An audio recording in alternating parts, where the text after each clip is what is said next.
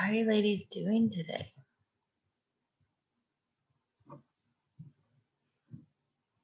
What was that, Laura? I think I caught the, okay, I'm like, I caught the end of a hand motion, but I couldn't tell what it was.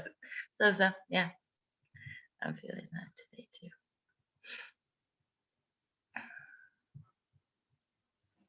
too. Jenny, I like your braid. It's pretty. Kate, is it Kaylin or Callan? I remember you, girl. Hey, I'm excited you're here.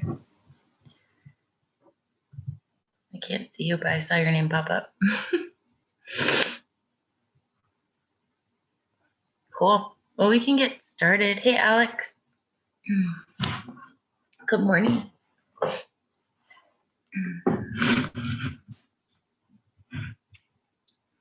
Hayden, when you're settled, you're up. Cool. Hello. How are you guys doing? I'm good. How are you? Pretty good. I just woke up a couple hours ago. So, yeah. So I had a really hard conversation with, well, more like confusing conversation with my mom last night. It was kind of a repeat of the past. We were watching American Idol, and this girl came on the TV who auditioned, who was sharing her story about her mom and how her mom like always told her she was a terrible singer, like really kind of bullied her, and that like this girl who was auditioning started believing the things that her mom was telling her, and started hating herself. And that's like kind of my story. And like her mom ended up leaving and she was crying and stuff, and I just felt really moved by that. But my mom and I were watching it together, and she wasn't saying anything. I wasn't saying anything, but I knew it was my story. And it was kind of like an awkward silence. And then she walked out of the room, came back, said goodnight, and then as she was walking away, it was like, I'm sorry for, yeah, like, I'm sorry, Hayden.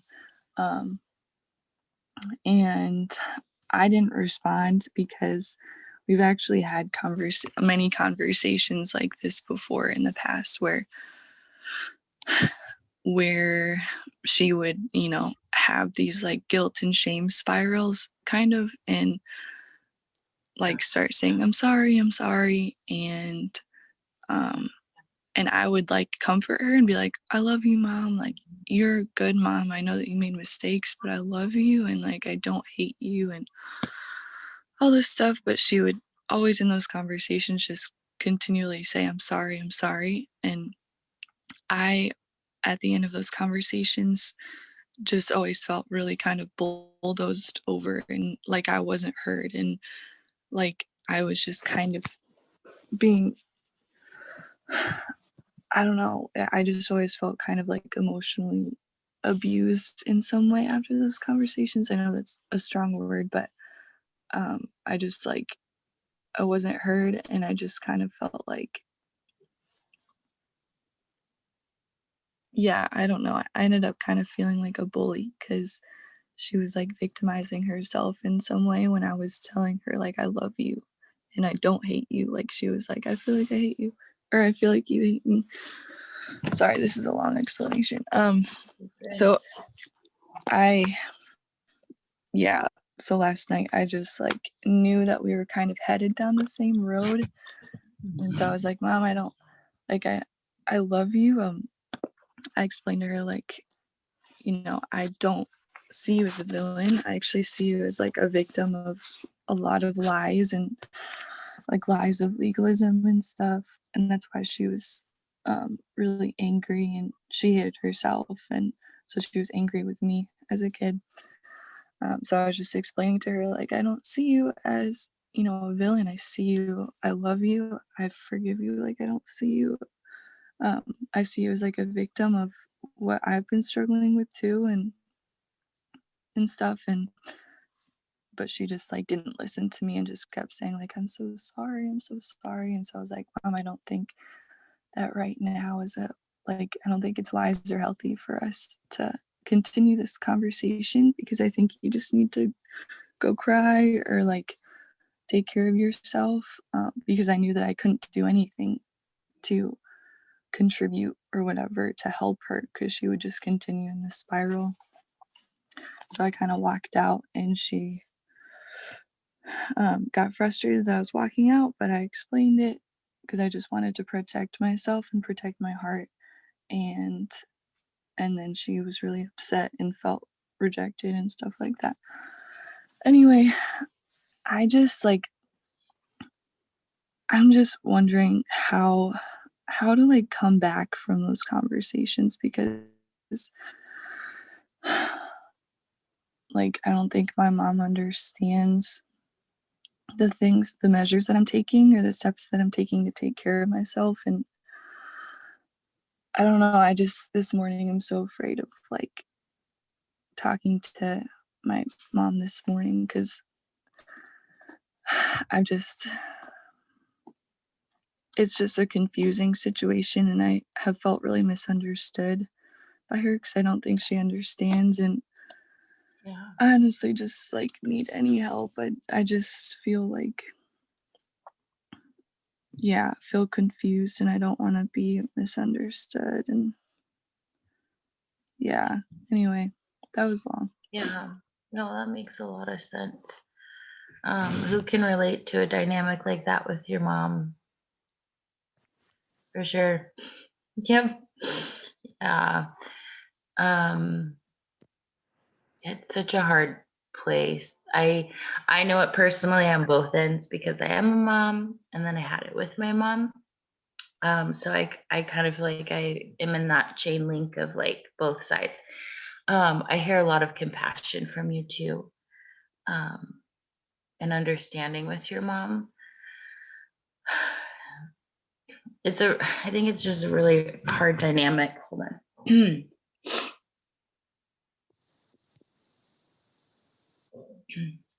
Because the ideal situation is we get to be the little kid. Hold on, you moved on my screen. There you are. Yeah, And our moms are taking care of our emotional needs. And so often I see and I experience that we as little girls are taking care of our mom's emotional needs. yeah, Um, and so that's what it sounds like yeah, initially. I'm trying to be careful too because I know the shame spiral that she's in. Like yeah, I can relate to her as well, being like, wow, it's so hard when you realize how much you hurt your children. It really is. And you see those things and you're like, oh my gosh, like I can relate to her mama heart being like, I am so sorry. I am so sorry. So that's really real. So I think all the parts are really valid. Um, I think it's really valid though too that you can't be that place for her. yeah, Like she has to go find a different place. Um, and that's just kind of a especially if we've fallen into those dynamics, it's kind of hard to remove that safety or that like, pacifier from our moms or that blanket and be like, hey, like stepping out of that role like takes a little bit of finesse, takes a little bit of time. Do you live with your mom? hmm, Okay. Because that might be a little bit harder. yeah, Um, it honestly might take like a series of conversations, not helping her see so much. Um, because we can't meet emotion with logic, right? So anytime someone is in their emotions, you can't meet them with logic. Anytime we're in our emotions, you can't meet it with logic. They're like not on the same playing field, right? mm, So I wouldn't suggest, like, when she's in her emotions, trying to explain things to her, because then you're still taking the mom role of, like, "Let me explain to you what you should Yeah. be doing in this role," right? It's okay that she doesn't know, because you're in a place of learning also. But there is a way that you can kind of back away emotionally, not withholding your emotions, but not being that person for her. And that Mhm. might take a little bit of finesse and a few conversations. Um, Not that you have to explain it super well, but setting those boundaries. And so what it looked like for me was just letting my mom know, like, hey, I can't be this place for you. Anytime she would bring those things up, like, I actually can't be this place for you. I'm so sorry. Like, I love you so much. And then maintaining that boundary of, like, I love you, but I'm also not going to take on your emotional process. I'm not going to be comfort for you. I'm Yeah. not I'm not nurturing you. Like, I have to change this dynamic for me. And she learned slowly. She still tries to do it. But ultimately what happens is if you remove yourself as a source, she will almost be, I mean, she'll have the decision. I can either not go anywhere and not have a source of this, or she will branch out and find like healthy sources. She'll find like a way to get her needs met and all those things. Does that make sense? Mhm. But if we step out of the responsibility that we take on as a little girl, like, I'm responsible for my mom's emotional world. And can you think back, or just like in your imagination, can you connect with an age you were when you kind of, like, if you haven't, we can walk through that. But I'm just curious if you've connected. Like, I know that 7-year-old Courtney took on, like, I'm responsible for my mom's emotional state. This is my job. I'm gonna like take it on. Do you happen to know that? Um, If not, that's okay. Probably around like 11. Yeah, Mhm. yeah, that makes sense. So I think we can approach it two different ways. We can talk to 11-year-old Hayden, and we can let her off the hook. Mhm. And then we can also just give you some practicals for walking out of that, like, now as an adult. What would feel more helpful today? Hmm. Oh. Sorry. No, it's okay. C- could I get like um both somehow? Sure. Like a little bit, just a little bit of both, because Yeah. that would be awesome. Yeah. Okay. Okay. Yeah. Thank you. Of course. Of course. Yeah. Let's start with 11-year-old Hayden. And it doesn't have to be that. Let's just connect with a situation or an experience or whatever memory wants to come up, and we'll go with that. For all the ladies on the call, you're welcome to press into this too. You can take it for yourself, even if it doesn't pertain to your mom, whatever that looks like. Let yourself take these moments and get what you need. You can close your eyes, connect with whatever's happening. Hayden, do you have anything coming up? I just have like a specific memory of pretty much the same conversation, um, except like completely exhausted. Um, like of me sitting on the side of my mom's bed, and she was crying and saying I'm sorry. Hmm. And I just kept telling her like she was like, I feel like you hate me and everybody hates me. And I'm like, I don't hate you. I love you. And then I just felt really kind of like shut down and confused. And at the end of the conversation, just kind of like numb. Yeah. That makes sense.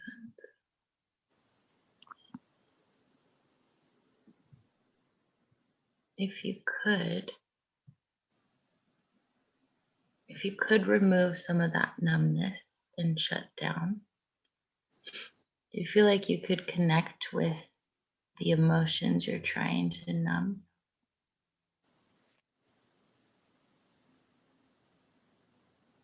I know that's really painful. And we numb for a reason. Sorry, honey.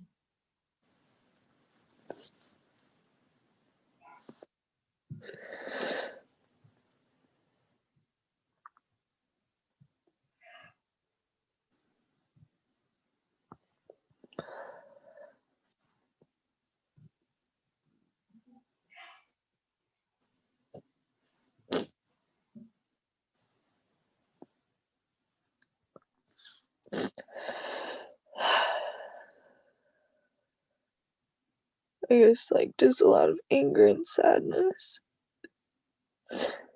Yeah.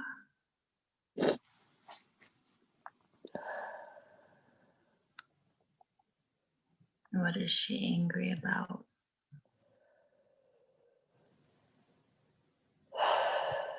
Just like not being taken care of like I need to be, and just like not being heard. Feel like not being cared for. Yeah. Like I put her emotions first when she was angry, and then now she feels bad, and so now I have to put her emotions first again, and I just feel like so uncared for. Yeah. That makes sense.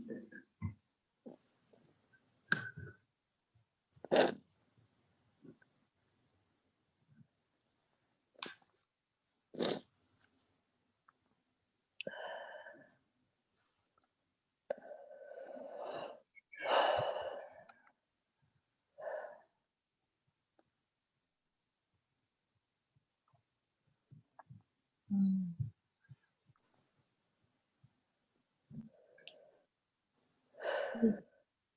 If you could, in those moments, do you feel like little Hayden wants to say something to your mom?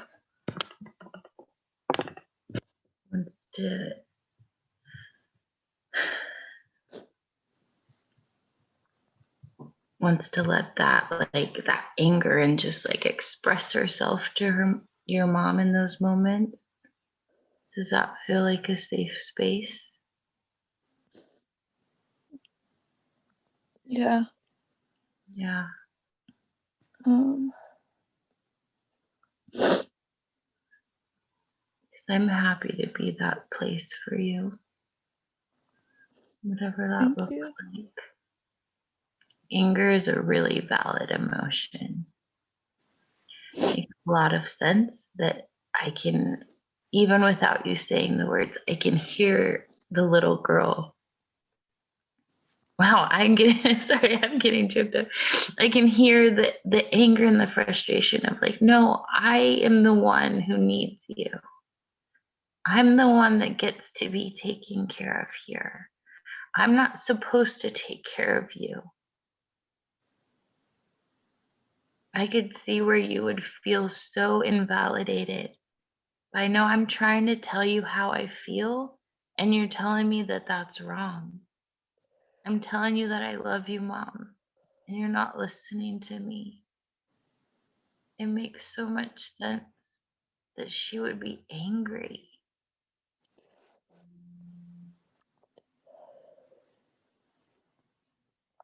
Yeah. And whatever you needed to say, raw and unfiltered, whatever comes out, it's okay. We know your heart and we know the frustration.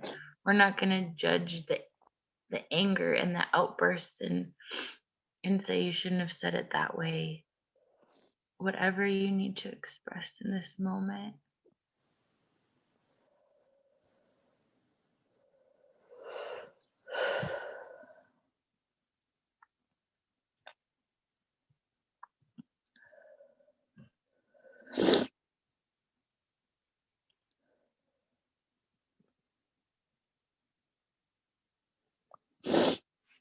I would just say, like,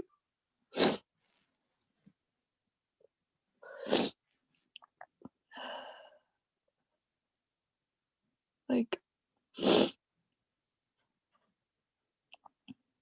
mm,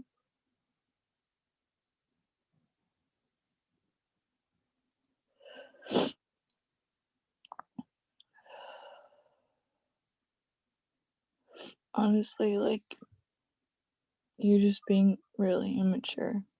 Like, I am not being taken care of right now, and I need you to listen to what I am saying. I can't hear this anymore because you are deliberately choosing guilt and shame, and I am not being taken care of.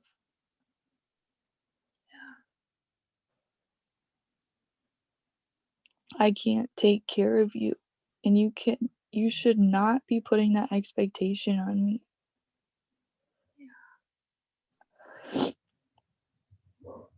I refuse to be this comforting role in your life. I refuse. I do not want to do this anymore. I can't do this. I was never supposed to be this role, and I'm gonna stop. And you need to understand that. You should have never put that expectation of me taking care of you onto me. I needed a mom when I was younger, and you weren't there for me. And I get that that's painful, but I need a mom right now. And you know what? I'm gonna put my emotions first right now, okay? And I'm gonna go take care of myself because you're not hearing me, and this is not healthy.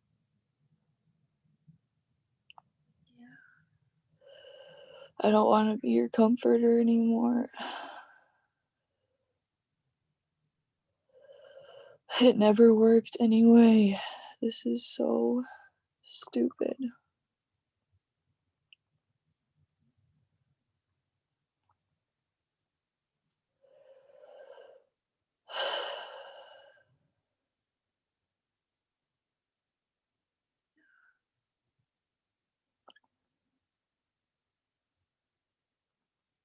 I want you to give little Hayden permission to step out of that role. Whether you want to take something off, like whatever represents that. I want you to let her, give her permission to step out of that role in some kind of physical way.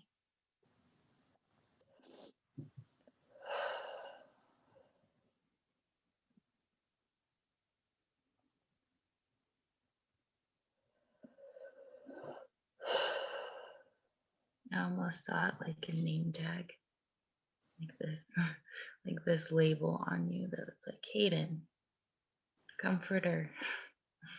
You know, like I'm in charge. It's like an office. Like that was your title. Like Hayden, in charge of mom's emotional state. Um, and just as an act in the visualization, I want you to take it off of her. Give her permission. She can take it off. Maybe she sets it on the bed beside you guys, or she hands it back to mom.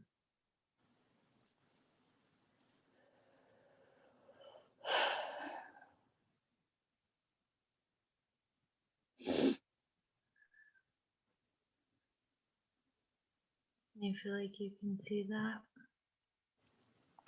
Yeah. Yeah.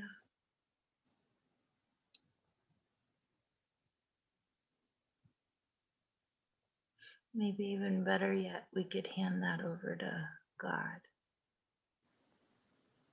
We could give him Yeah. that job title. Yeah.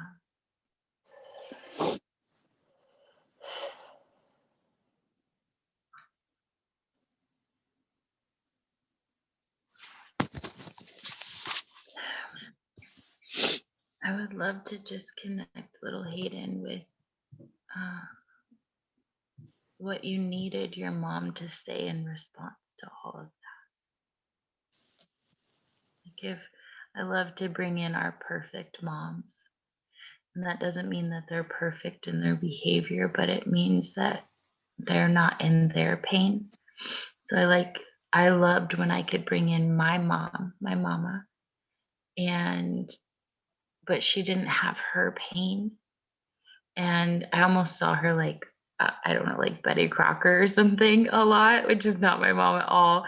She'd be in the kitchen like baking. This is like very Leave It to Beaver mom. Like, you know what I mean? Like the nurture, the comforter. And it was the face of my mom.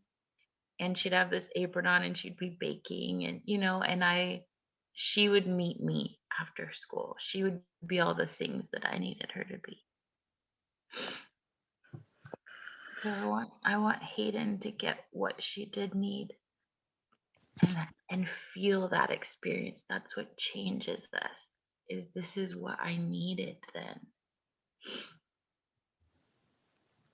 So I can either stand in that place of your mama, or if you can connect with your mom and what you needed her to say, you can do it that way too. Yeah, I think I can visualize it.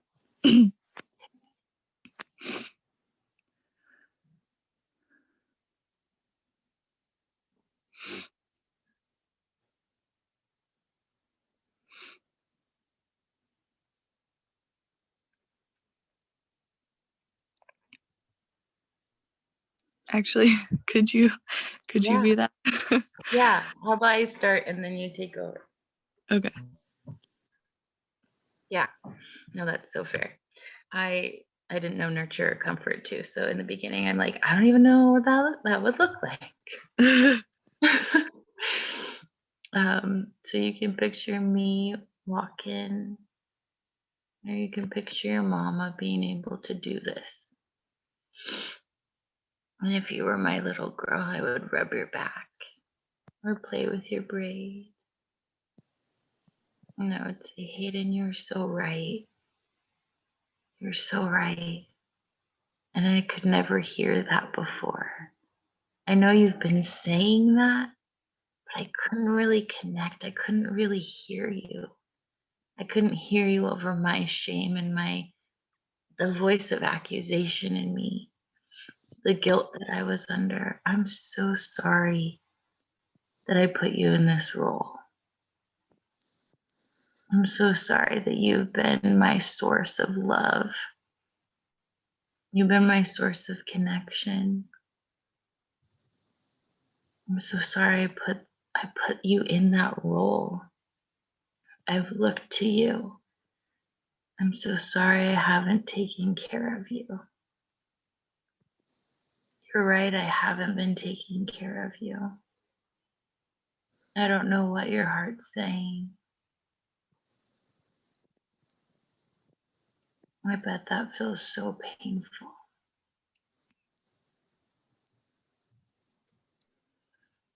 You deserved a mama that would listen, that would take care of your heart.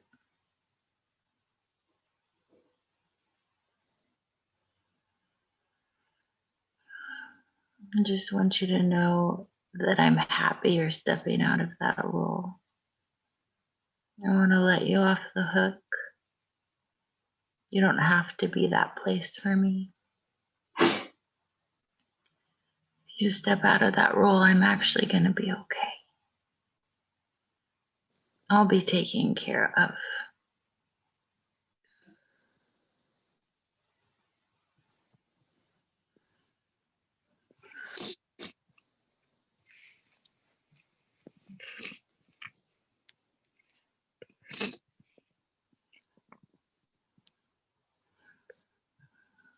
Do you have anything you want her to say?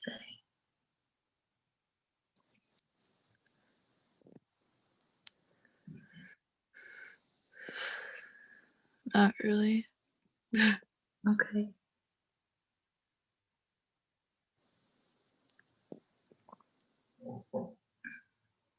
How's little Hayden feeling? Taken care of. Mm. Yay, I love that. That's so good.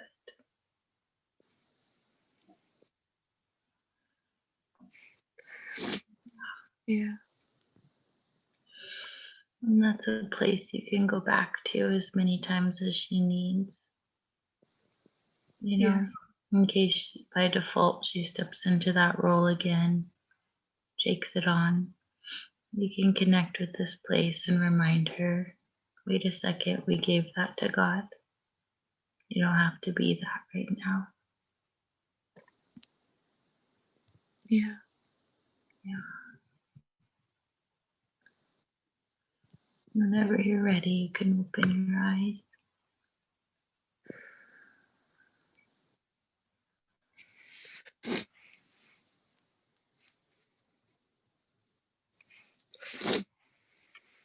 That's so sweet. Thanks for sharing that moment with us. Yeah, thank you. Yeah.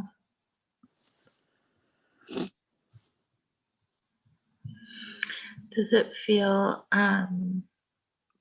after walking through that, does it already feel like you could have a different conversation if we bring it today?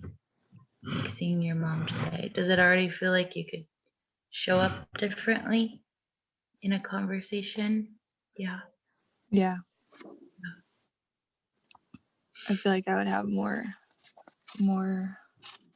confidence and understanding that like it isn't my role, and it's okay if she doesn't understand that. But I just, yeah, it's definitely so necessary for me to take myself out of that role. Yeah. Yeah. Okay. Do you still want to talk through some practicals? Maybe just one. Or Like if just like wording? yeah. Yeah, that makes sense. Yeah. Hold on, let me think for a second. Yeah.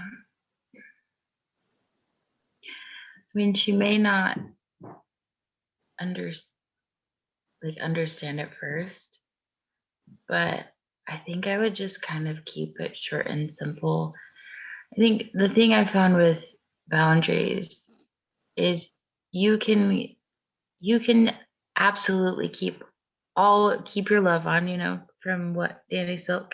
You can absolutely keep the whole amount of love for that person and still set that boundary.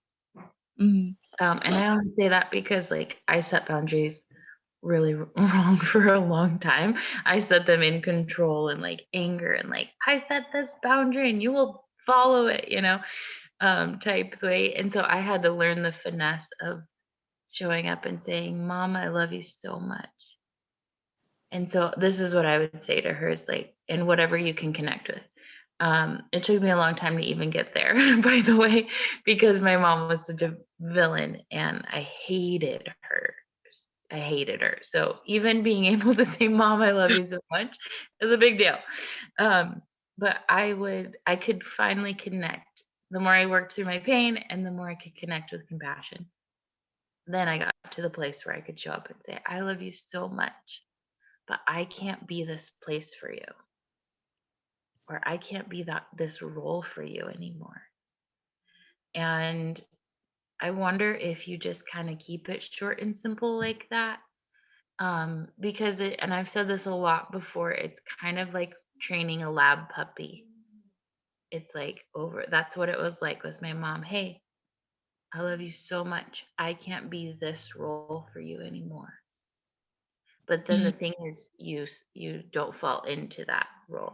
Not saying, I mean, there will be times you probably do fall into that role, but it's holding that boundary. And it was reminding her every time she would come to me for that role. It's like, oh, hey, remember, like, I love you so much, but I can't be this place for you anymore. Yeah. Like, short and sweet, really simple. Um, what does that sound like? Yeah, that sounds good. Yeah. If she asks, like, what place is that exactly? Like, just comforting? Or would you just say comforting, or do you have a better word? Yeah. I mean, it's like what Justine is saying, that like emotional support. But I think we say so much more when we through experience than our words. Does that make sense? So Yeah. her coming to you and you saying, "Oh, I actually can't be this role anymore." Like it may take 20 times before she cues into like, "Oh, like me bringing my shame spiral, me bringing like needing comfort." You know what I mean? Like, and I think that is more impactful than if, I mean, you can say that. You can, I mean, it might, you have to understand too, they're not on the same journey as us. Yeah. And so it might lead to all of these questionings, and then she's still looking to you to explain all of those things. So I would try to keep it short and sweet and just through experience letting her know, and she'll get it. The more she comes to you and you're like, I can't be this place for you anymore. I love you a lot, but I'm gonna, I'm stepping out of that. Whatever. Yeah, you could say emotional support. I'm so sorry you're feeling that way, but I can't have this conversation with you.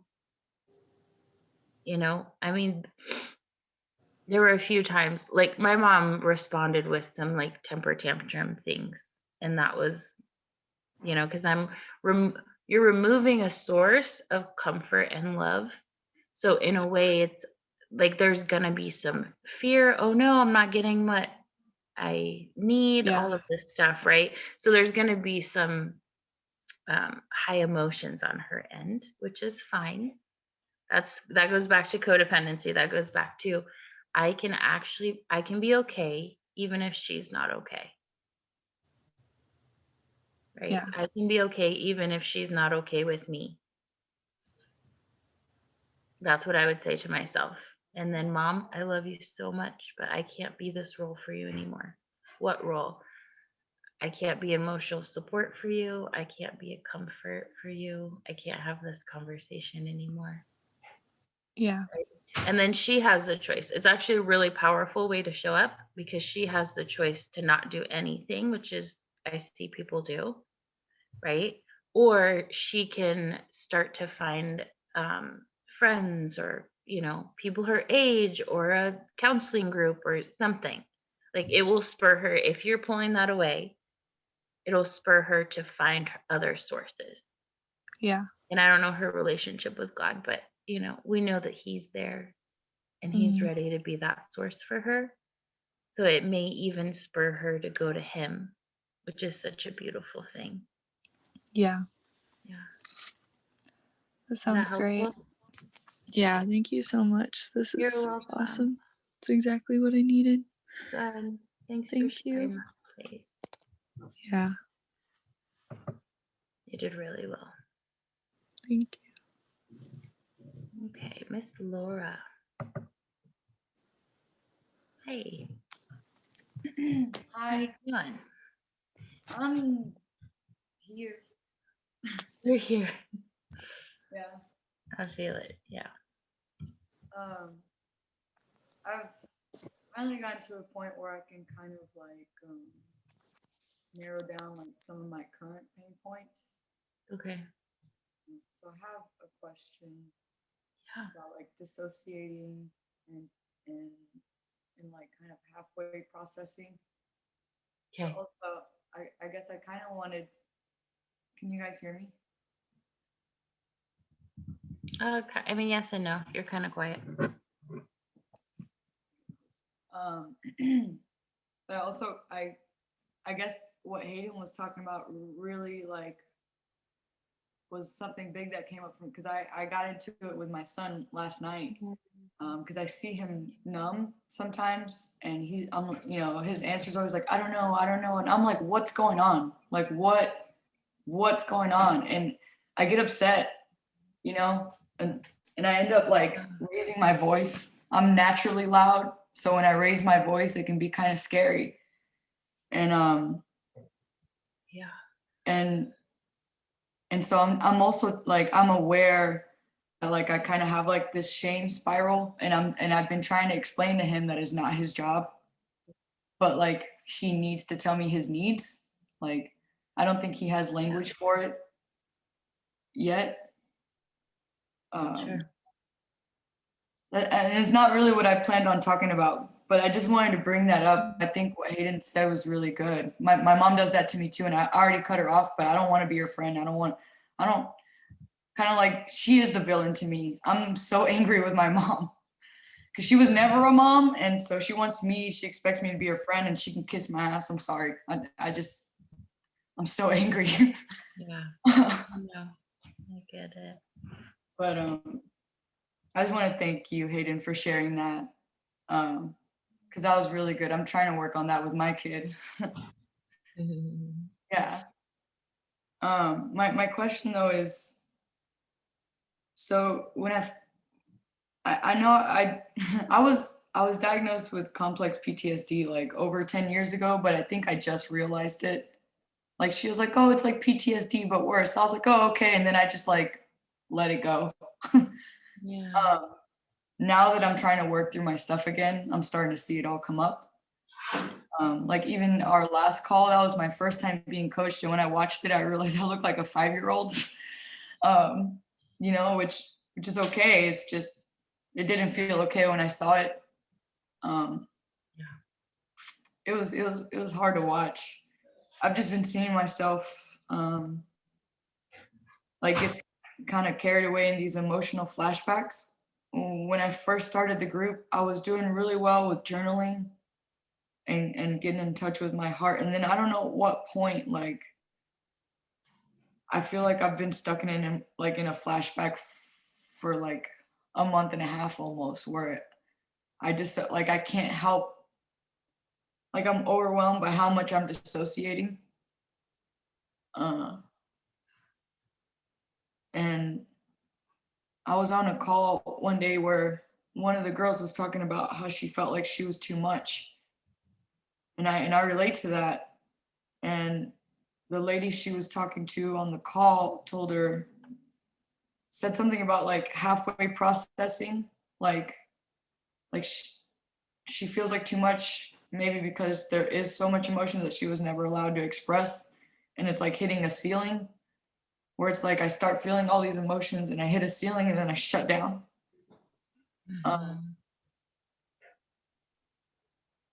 And I guess I'm struggling like a lot. I feel like I've been stuck in this place for like the last month and a half where like I start processing and then it just feels like too much. Even when like Jesus has been coming to me, even when I'm not trying. Like he keeps trying to tell me like it's okay, like it's gonna take time and I love that. and I try to connect with him. But it's almost like I have like a 30-second limit and then I'm like this. And I'm just like, I need to check out. I can't. It's almost like an inability to hold intimacy with him, with myself. Yeah. Mm, and I don't know how to get past it because I can't even like walk myself through it. Like I don't know what to do. And then I feel ashamed because I keep dissociating. And then I'm trying to fight the shame, like, no, it's okay, like it's gonna take time, like, but I feel like when I give myself that, like when I'm not shaming myself into doing the work, I feel like I just give up. And so I don't know where the like, yeah, I don't know. That makes sense. When you said you can handle 30 seconds, do you mean more of the pain coming up? So you were saying, I'm trying to understand this part. Is it more that you only want to feel 30 seconds of the pain coming up? Or is it sitting in like Jesus's presence and sitting in his love there? It's Yeah. like the intimacy, like it's Yeah. beautiful. Even with myself, like it's so beautiful, but I get so uncomfortable. Like I never had that growing up. I never had a nurture like in Yeah. any way. So when he's doing that, I don't. It's almost like I relate better when he's yelling at me. But even at this point, when I hear that judgmental voice, I'm like, fuck that. And when he's being kind, I'm like, fuck that too. Like I don't, I don't know. I don't know. Yeah. Um, Yeah. I'm just, it hurts, and I feel shame because I'm like I know I'm running away from intimacy, and I'm having a hard time giving myself grace because I just feel so broken.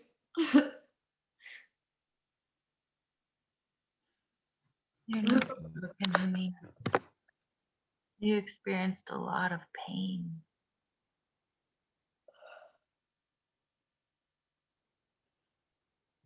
We actually dissociate as a protection to protect us from the pain. It's such a normal thing that we do, especially when there's so much of it and we don't know what to do with it. We're not supposed to experience that pain, and we're not supposed to carry it. Like we don't know where to put it. We don't know how to heal it. We don't know what to do with it. It's such an I mean, that's literally everyone in the world. Dissociate, numb, turn to something that makes you like gives you some kind of relief or pleasure. Right? That's literally every single person, including like people that over exercise or overeat or overshop. It's not just like alcoholics and drug addicts. Like pick your vice, even people that go to church. Love y'all so much. Like it's all on the same playing field. Okay, I guess I've been feeling like I guess I don't realize that everybody else is dissociating too. Like Oh yeah. I felt like I was like You see Justine's comment. We are Becca all the freaking time. Yep. Yep. Literally this morning, Laura, and yesterday, I had the same thing with God of like he was telling me like I want to show up and be a papa for you. And he gave me the picture of like the Full House dads. yeah. Remember with Yeah. the older girl, like, and him sitting on her bed and them talking, and I hate it. I hate it so much because my dad showed up in anger and would punch the wall, and I know how to deal with that. Me too. That's like so.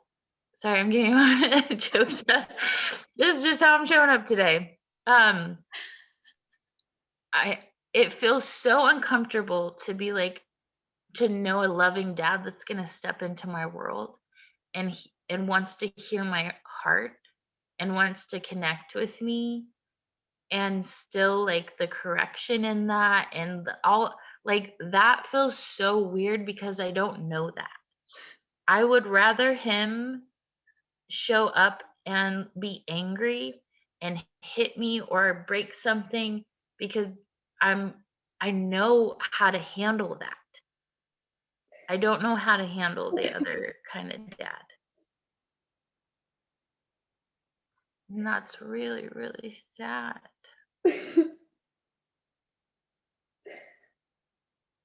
Oh. It's sad that love feels painful.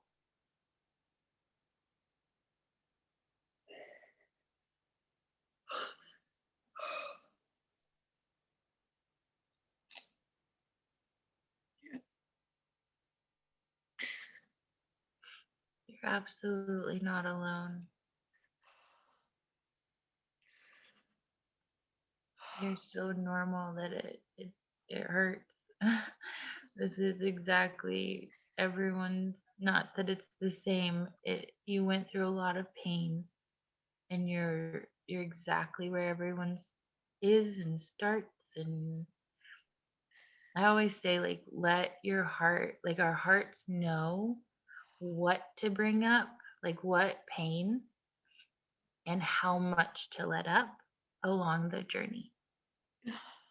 So for me, I started with dad pain because it was the loudest one. And in moments, some pain would come up and I would handle it. And then, weeks later, and then months later, or there would be a week where it was just my heart was like, okay, this week we're really diving into dad pain.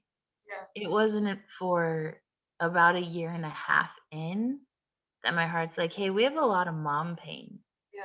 I'm like, oh, okay, we have a lot of mom pain. I didn't even realize that. My dad pain felt so much louder. Yeah. So you're gonna drown in a way if you're picking at the pain, if you're trying to like navel gaze and internalize, like, you know what I mean? If you're in there with a flashlight, like what else is broken? What else needs healed? Like a lot needs A healed. lot. Okay. So like break it up with love and play and rest. Like it has to be Okay. because it's so painful. Yeah. So let yourself, I mean, if we remove shame, you'll start to notice it, like shame, the voice of shame and accusation is the real problem, right? Yeah. Because then like I'll still notice like, oh, I am dissociating right now. Totally am. That feels really painful. Yeah. I have this going on. I can't feel that right now. Like those things aren't bad and they don't necessarily go away. You just become more aware. Okay. Like, oh, I'm having a lot of pain come up right now. Yeah. It does lessen. I will say that. The more I got comfort from in the places I needed comfort, Uh-huh. the more I emotionally ate. Me That's too. where I went to for comfort. I smoke and I eat. Yeah, that makes sense. That's what you knew. Like if we can connect to the little girl that had so much pain and she had no place of comfort and she went to food and she went to smoking. That's what you knew, right? But it's almost like kind of how I was explaining to Hayden. It's almost like Jesus is going to slowly ask for your safety blanket, like you're like a little toddler, Yeah. and he won't ever take it. He never once took my comfort or my self-protection. He would just gently show me like, hey, you're in self-protection right now. I want to be that for you. Yeah. Hey, you're eating a whole cake because you need comfort right now. Like, I mean, seriously, like, I want to be that for you. And really, I can do it so much better. And I can tell you on the flip side that I don't go to those things anymore, not because I made the choice, Yeah. not because I did a program other than like this stuff, not because I like white knuckled it and I was like, I'm not going to eat cake. No, Yeah. it was in the moment I recognized I really want cake right now. Okay. That means I need comfort. Yeah. Who needs comfort? 7-year-old little Courtney that her dad left and she didn't know what was happening. She needs comfort. Okay. The choice for me was I'm not going to go to cake. I mean, I may still, but I'm going to go to Jesus first. Yeah. And the more I got comfort from him, the less I would turn to cake out of a choice because he fulfilled it so much better. Like we all know that these things are fleeting. Yeah. Yeah, I would eat a piece of cake and then after I felt horrible. Yeah. Not only physically in my body, but then I'd feel guilt and Yeah. shame and all of these things.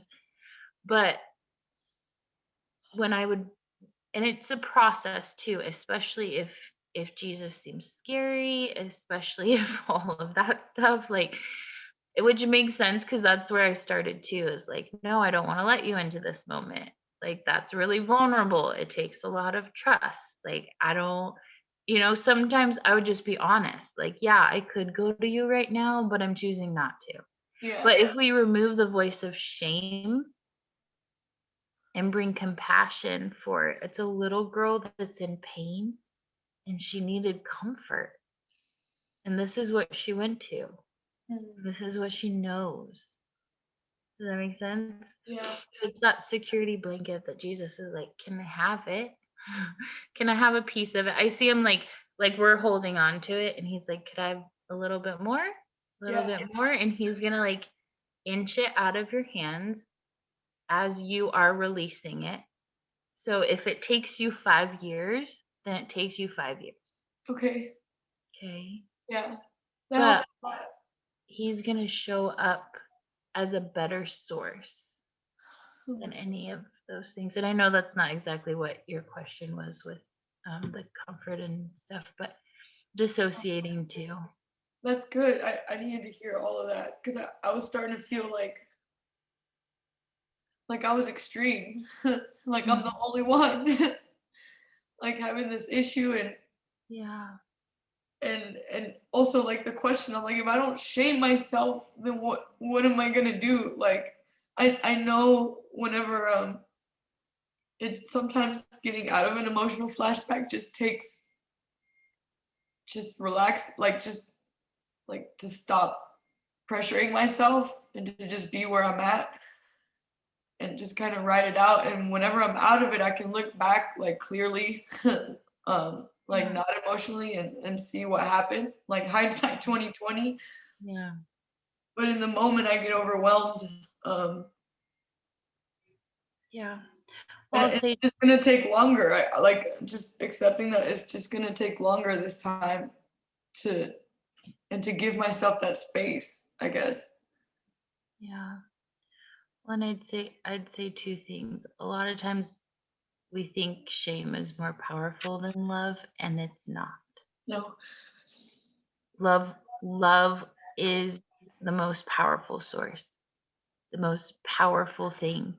And it's love that actually transforms us. Yeah. Shame keeps us in that cycle, right? Because it feels so counterintuitive Yeah. to like I'm shaming all the things that I hate about myself in order to not do them so that I can be loved.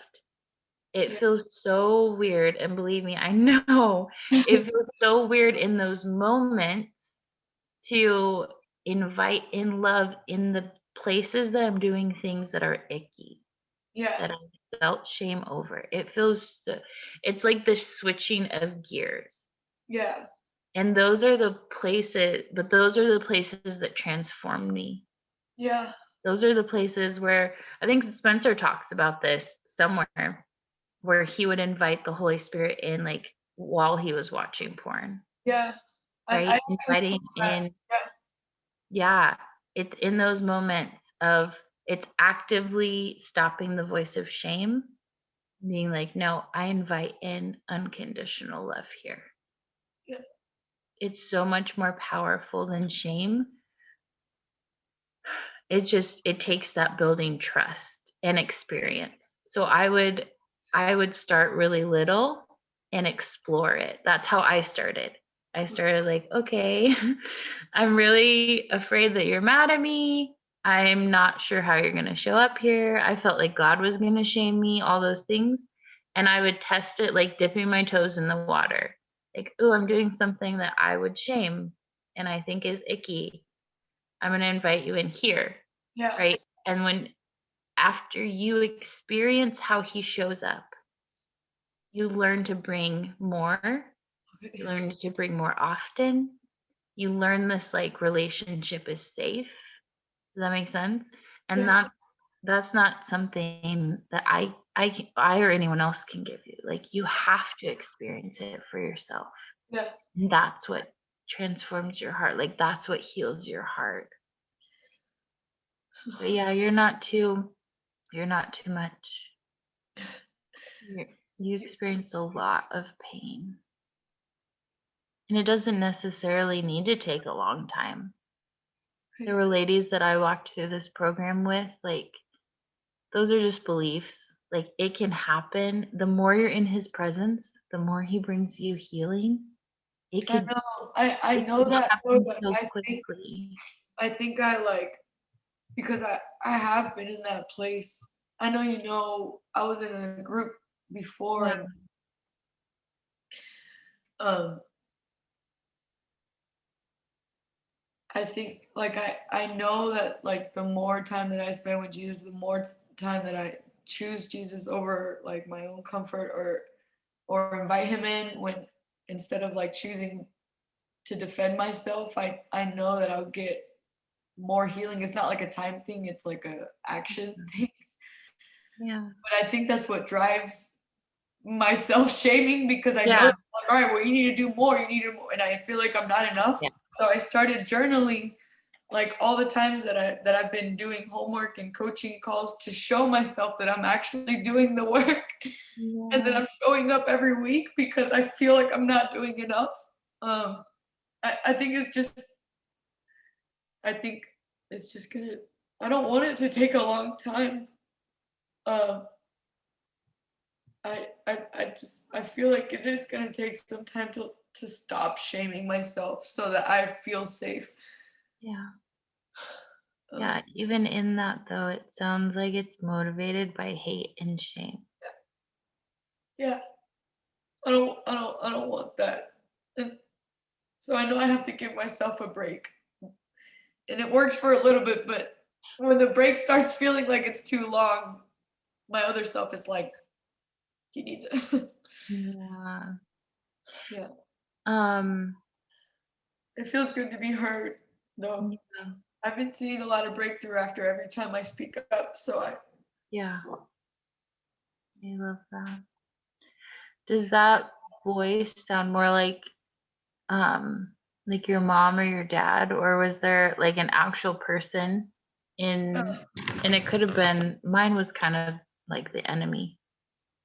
Um, um, but does that voice remind you of someone else's? yeah, it reminds me of my mom and an ex of mine. Yeah. That relationship had a really big impact. Um, but it sounds like my voice. Yeah. So it's been taking awareness to like, that's not me. Like it's like I adopted that voice, but when I look at it, it's my mom's voice all day. So I'm so sick of her. Yeah. Um,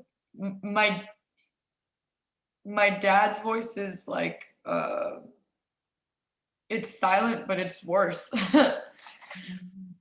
I don't think I'm ready for dad pain. Okay. Yeah. Um, Yeah, that's fine. every time I see how much is there, I get overwhelmed. And my mom is actually in the States. And I'm actually like, I've been putting boundaries with her for like the last 2 months. She doesn't like it. I've done it before and it's worked. So this time around, I'm not scared. I'm just like, no, there's a boundary and you can't cross it. You know, if you don't like it, that's not my problem. But you abused me my entire life and now you want me to help you. You got me fucked up. I don't know. I feel good that I don't feel bad for her. I don't know if that's bad, but it just feels really freeing that I don't feel responsible for her anymore. Yeah. There's a I was lot of just anger. Yeah, that makes sense. And anger is it's like a really valid emotion. I think it'll start to dissipate the more you work through the anger. Because really underneath there's a little girl that loves her mama. But the anger is protecting you, and it's fine where you are in that journey and working through that. I would say the biggest thing is taking the shame. Like that's what I would attack, is that That's the voice. week I've been stuck on this week for a Yeah. little bit, but I hear that. Yeah. It's that voice. It's just taking time to recognize, to like be aware that it's shame, because it's been so normal. Mm-hmm. Yeah. Thank you. I'm so proud of you for showing up and sharing, especially after being in a group like this and being hurt. Like I commend you. I don't know if I would do it, honestly. You know, all the time. like, I would have been like, nope, been there, done that, like not gonna do it again. So Yeah. No, I'm so thankful. Yeah. Uncomfortable, but thankful. Yeah. Oh, I know. Yeah. We love you. Thank Keep you. bringing it as much as you need, okay? Okay. Yeah, but fight that voice of shame and hatred. Okay. Sounds like hatred is really seeped in It's there. deep. It's deep. Yeah. It's a lot. And just letting those things come up. Yeah. It takes a lot of bravery to open our lives and be like, oh, I'm doing this thing. It's kind of icky. I do this. Oh, I did this. I do this. I do this. Yeah. Right? It's like shame was keeping all those things under wraps, and all of a sudden we're like, ugh, okay. Oh yeah, I did some reading on CPTSD, and when I saw like the list, I was like, am I even a person, or am I just a list of like coping mechanisms? I don't. It got overwhelming, and I had to like put it away for a minute. I was like, I can't. Which makes sense. It makes sense that that's what you like learned and went to. You know what I mean? It's us as humans that label those things bad. Right. You know, there are times that I'm like, oh, I'm controlling right now and I'm manipulating. As humans, we're like, those are shameful things and those are bad. Actually, those came from a little tiny girl that wasn't getting her needs met. And she learned that if she manipulated, she could get a little bit of what she needed. Yeah. Right? So it's that compassion of like, if we take the shame off, we can actually see where that came from. Yeah. And why we went into that, because it makes a lot of sense.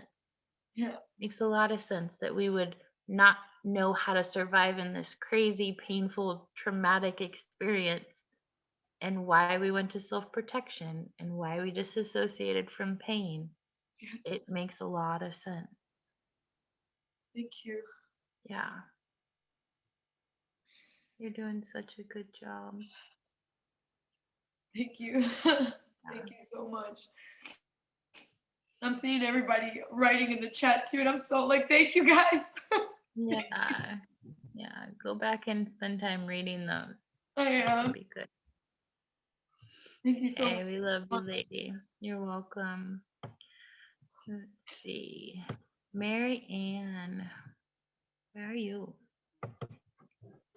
Hi. Hi. How you doing? I'm good. I really was moved by both of those. So Good. thank you, ladies, for being so brave and sharing your hearts.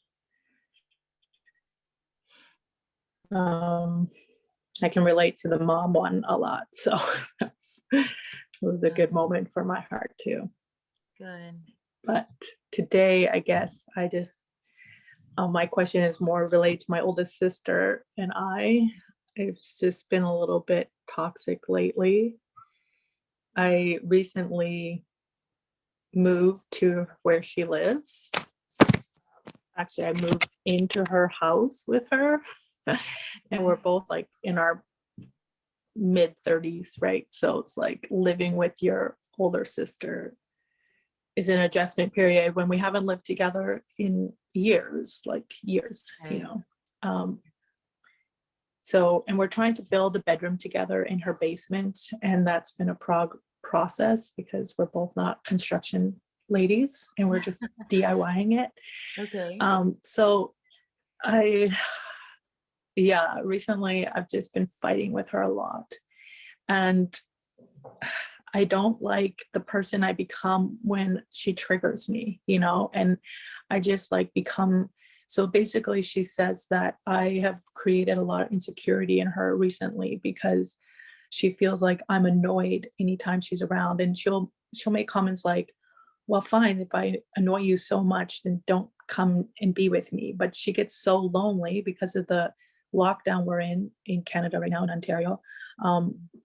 She gets so lonely, and so she, I guess in her mind, thought if I move in with her, I would like do life with her, you know, and cook with her and eat with her and hang out with her and work out with her and do all this stuff together. But I'm like, I guess I realize I like being around people, but I also have started to enjoy my own space and my own time. And so I just like finally I realized I'm not responsible for your happiness.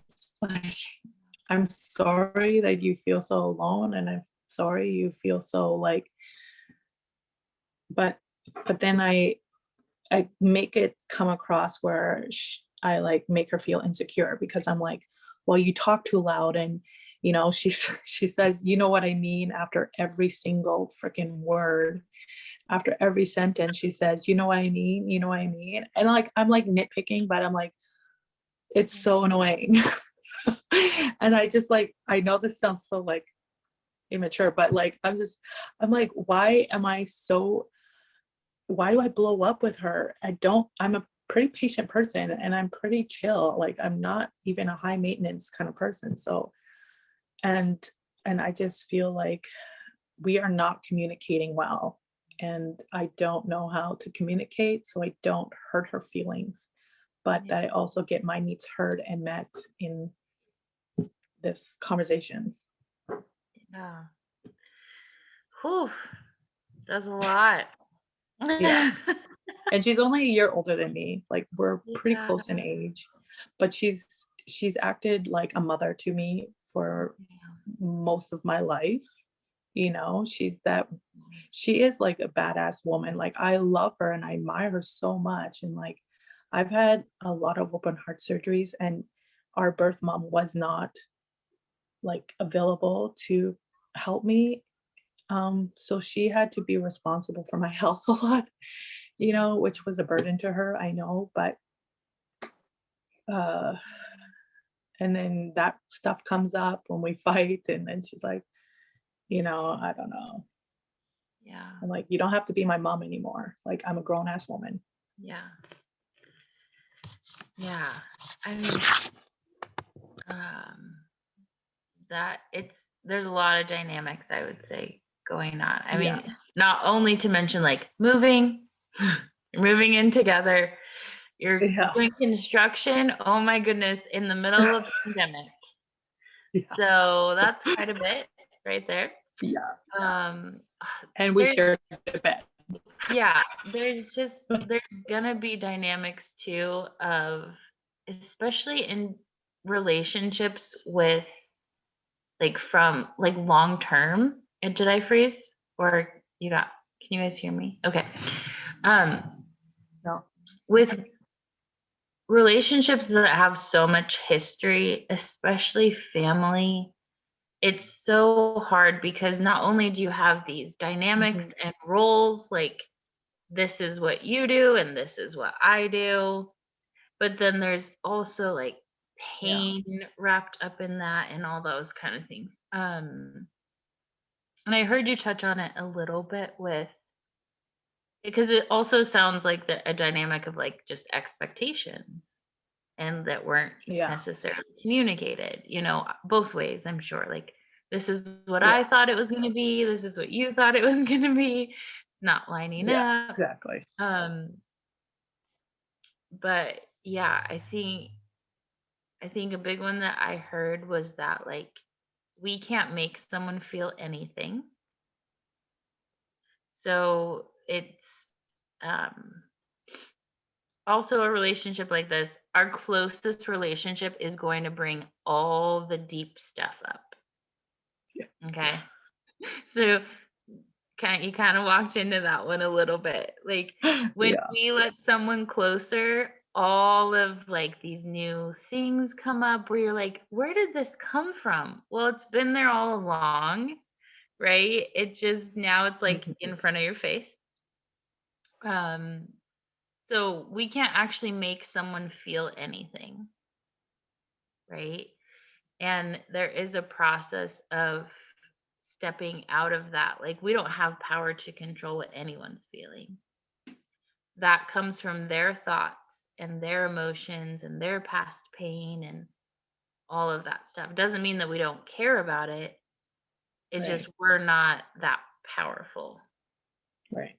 You know what I mean? Yeah. Um, so I would say there's like that dynamic also. So there's just like you have a lot of moving pieces in what you're walking Yeah. through right now. Yeah. What would feel most helpful to touch on right now? I guess like something I heard in a previous coaching call from somebody else was like, she did this little diagram of a heart and said like we can like the top of the heart where we act like we have it all together, but it's at the bottom where it's like these rooted issues that actually contribute to like the not together feeling out of control. So I think the rooted issue is where I need to address because there is a lot of rooted pain with her and I like with the Yeah. construction. I think I've just like stopped doing anything that she doesn't give me specific directions because anytime I try to do anything, I did it wrong or I didn't do it how she wanted me to do it or I created a different problem. And um that's our biggest fight all the time is like I feel like she makes me feel stupid. But you just said nobody can make you feel a certain way. But like I always feel like I'm not enough. I'm not measuring enough up to her expectations. I'm not doing the job right. And so once again, I'm a failure in your eyes. Once again, you don't think that I'm smart enough to do this. Yeah.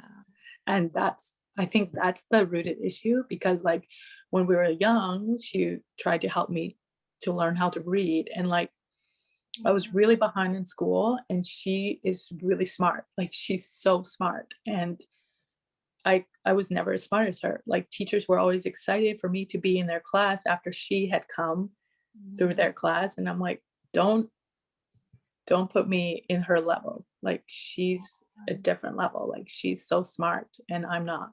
So like we would fight a lot, and I just always felt like she just and then every once in a while she like will say, to me like, Mary, I know you're good enough. Like you don't have to prove yourself over and over again. But like that's the part of like having a heart condition. Anybody who's born with them, I've done some research in it, always feel like they have to work twice as hard to prove that you're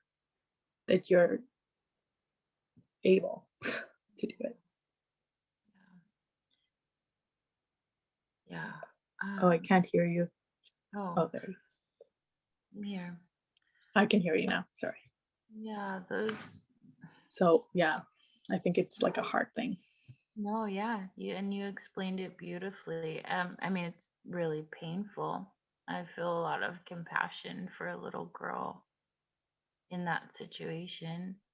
And earlier, yeah, she can't make you feel those things, but that um I don't think I quite finished that thought was they're really valid that you did feel those things, right? So I'm not trying to invalidate that that's how you felt. Um, and I think at first it's not super fun to have someone, those are triggers, right? So you're experiencing pain being triggered. Yeah. and she's the closest person to you. So naturally we look and we say, you're triggering me, right? And at first it's like Yeah. we don't want pain to come up because it's painful and it's not fun to look at or feel or any of those things. But if we let it, it is an invitation to face those things within us, and that's exactly what you're doing. You're in this program. It sounds like you're familiar with the pain points, not being enough, feeling inadequate. Yeah. Some of that comparison of like, no, she's the smart one, I'm not as smart as her. Yeah. If we could connect with it, I bet there's a lot more pain in those statements than how you're sharing it right now, would you say? Yeah. Yeah. So in these situations, and for the other ladies too, like, I let those situations or those people really, sorry, let me try to gather my thoughts. It can be such a beautiful gift to you, Marianne, to be in this situation. It does have nothing to do with your sister, although she's close to you and she's poking on all the pain points in your heart, right? If you didn't have pain there, then they wouldn't be poked.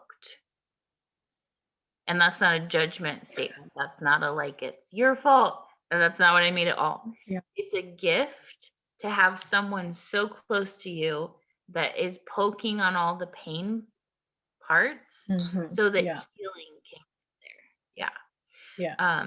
And you may know this. I'm just sharing. No, that makes sense. Yeah. Yeah. Which in return is going to happen for her. I think that's the only thing I wanted to communicate earlier is she has her own triggers and pain points. And right now, like, you can't take those on because there's the same invitation for her to go, oh, Marianne's poking all these pain points in me, and go get healing on her own journey. Right. So you guys, I mean, it's going to be a little muddled because you're sisters, because you may have the dynamic of mom a little bit, and you have a lot of past things, and you're gonna like it's like you're like a electric shock. Like, you're shocking her, she's shocking you, you're shocking her. It's like, you know what I mean? You're gonna be like trigger. But I just wanted to be clear that, like, you don't have to take responsibility for hers. You can kind of, like, you can care about it and love her and realize, wow, pain's probably coming up for her. And you can listen if she wants to hear.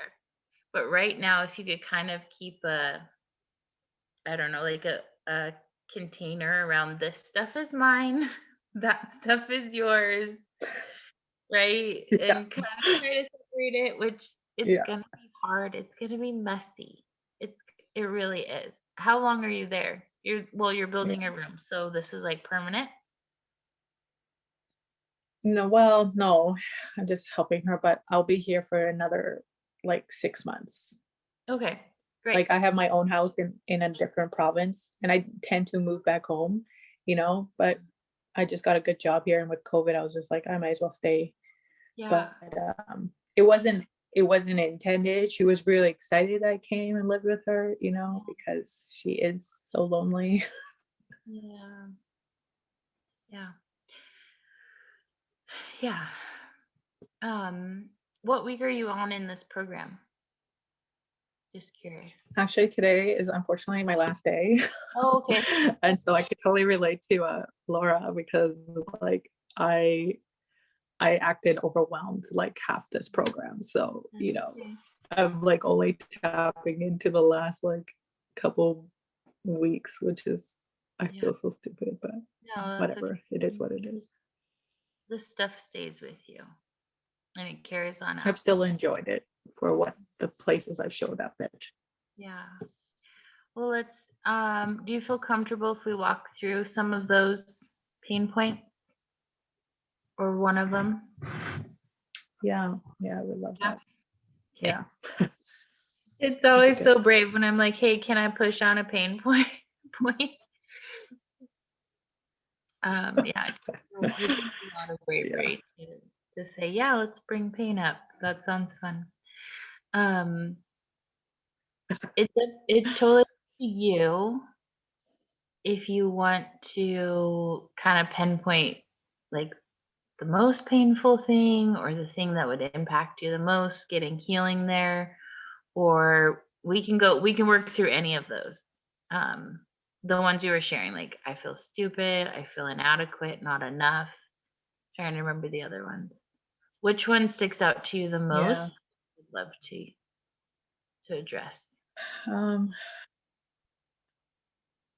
Probably like just like my self-worth around her, feeling like feeling stupid around her, and that seems to be the one that keeps coming up the most between us. Yeah.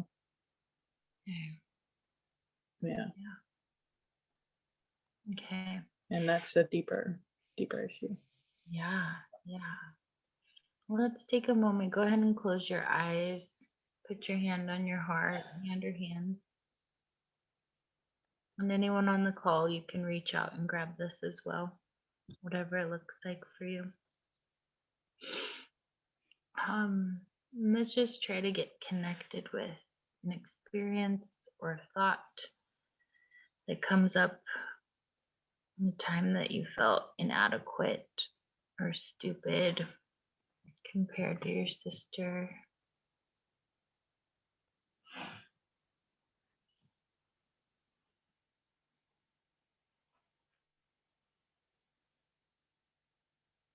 And let me know if something comes up.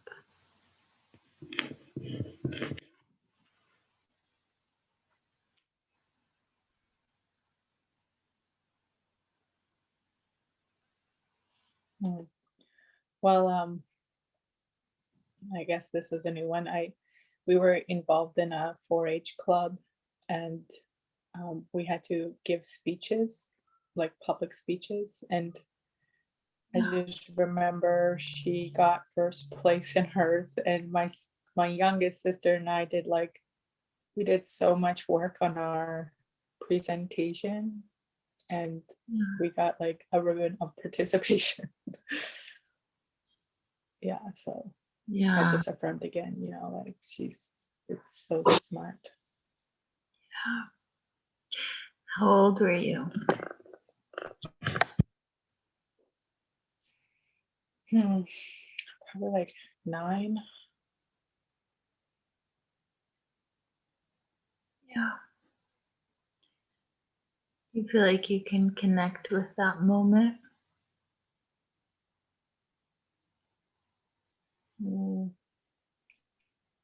I don't know, like I'm having a hard time connecting to that, but something else that just came up, this seems like a rabbit tour, but I just like all of a sudden feel like I'm in the hospital after surgery, and like my sisters were always happy to see me, but there's also like this weird jealousy that they always give me, like, why does Mary get all the presents, and why does Mary get the attention, you know? Yeah. What were you feeling in those moments? Like, I just wanted them to be close, and I want to share my presence with them.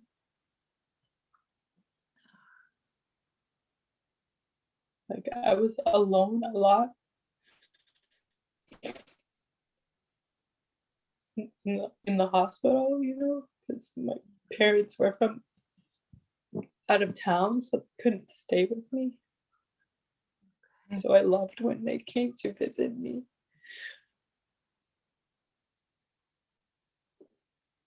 Yeah.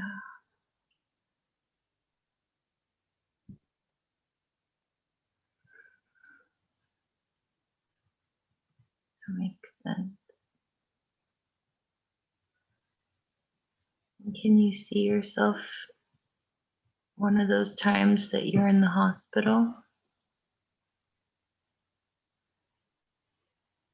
Yeah, I can see myself on a bed, laying in a bed.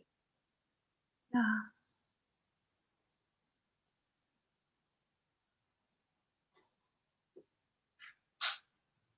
And can you see your sisters run in? Yeah, actually, like I see my sisters sitting on the bed with me and showing me stuff, and then maybe we're like coloring together. Mm.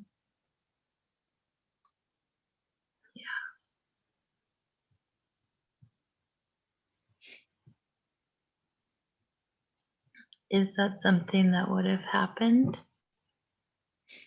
Yeah, we Yeah. colored a lot together. We also played Barbies a lot together. Love that. Can you connect with the moment where you thought or you felt like they were jealous of the attention that you're seeking?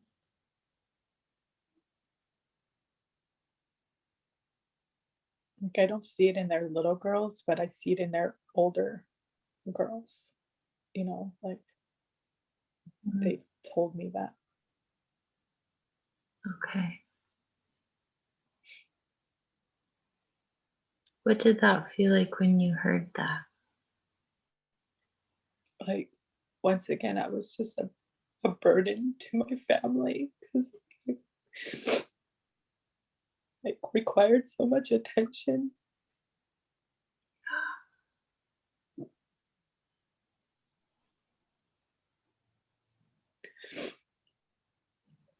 And really, like, my mom, she didn't give me that attention. She stole that attention. Like, she always made my heart condition about her. Mm.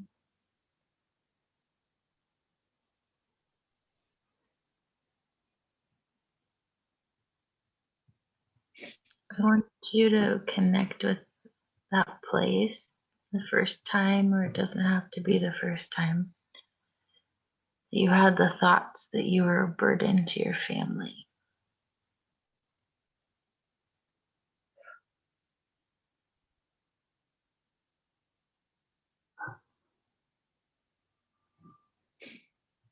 Do you I remember? guess I was pretty young. Yeah, I Yeah. was really young. My family went tobogganing a lot, and I would get too cold, so we would have to leave early, or I would have to sit in the van by myself, like with the heater on. Yeah. And so it would make, everybody lose out on their fun. Yeah. What did that, what did you let that say about you?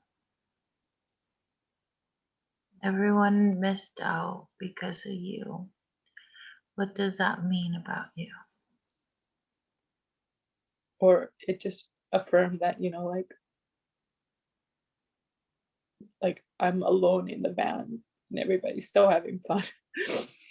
So, Yeah. that happened a lot in my life where I would just have to sit on the sidelines and watch. So it just affirmed that I wasn't like strong enough or fun enough to like participate. I wasn't really like a part of Yeah. things.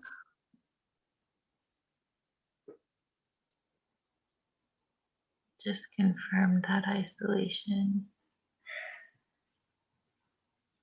Yeah.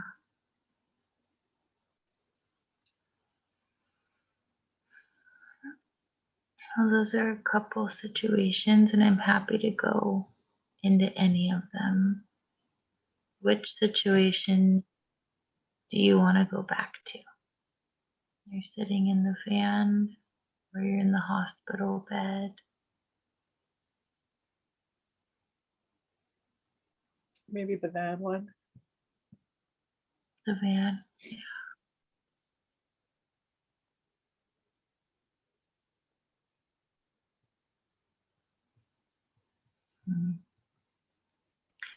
Does it feel like you can connect with Jesus or Papa more? Yeah. Well, with usually it's Jesus, but right now I feel like it's Papa, because one thing my dad would do is he would rub my feet, when they got so cold.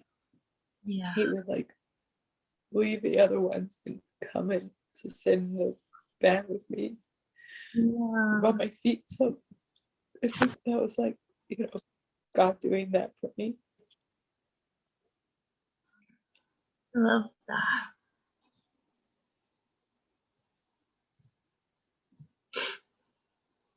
Can you see yourself alone in the van?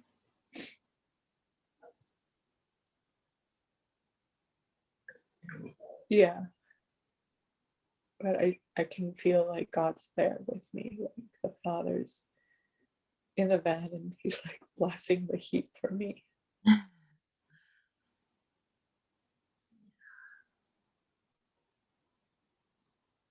Yeah. How does she feel in that moment?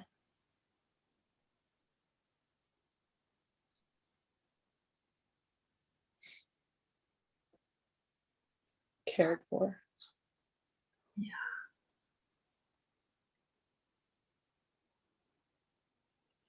Do you think it would be okay if we asked him some questions? Yeah. Yeah. I want you to ask him if he sees you as a burden.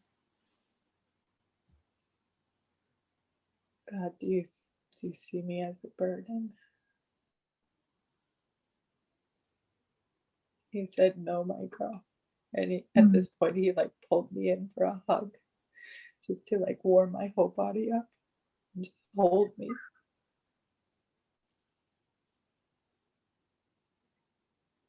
Yeah.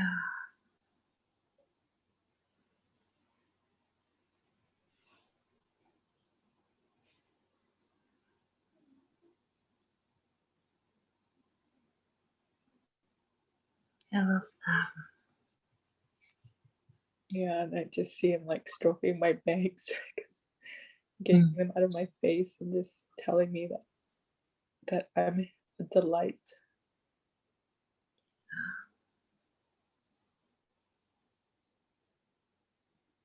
And not a burden.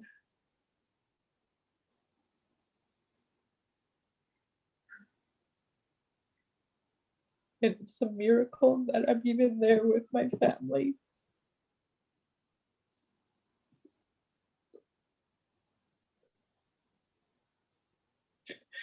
So he's given me life.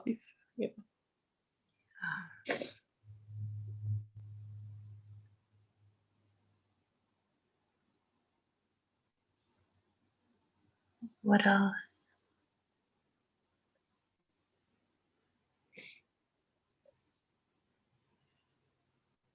Yeah, I just, it's like the opposite of what I've felt my whole life. Like I guess I've pushed sometimes my family away just to like feel like I can take care of myself. But really he's just saying that I'm a gift. I'm a gift to them. I'm a gift in my family. And I'm like, something, I'm filling a role that nobody else can fill in my family. Yeah. And it contribute a lot to just their overall joy, and because I have a big heart of compassion and I really care about them. And I'm a good sister because I share a lot.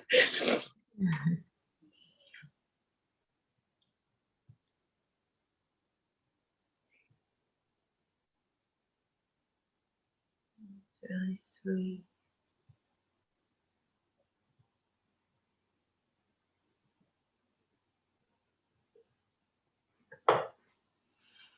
You're welcome to stay in this moment as much as you want, as long as you need to. And come back to this moment as much as you need, as much as you want to. Doesn't even have to be a need. Anytime you want, you can open the van door and crawl back in with his presence and let him warm your body. Sounds like you're so connected with him.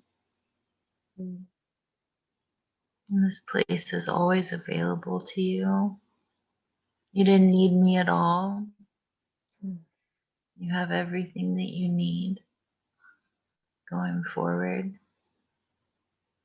Yeah, it's actually kind of cool. I almost like felt like he just invited me. Do you want to participate in the fun again? Mm. And like climbing up the hill is where I get so tired because my heart has to work twice as hard. And he's like, "I'll carry you up the hill so you can go down and have the fun part."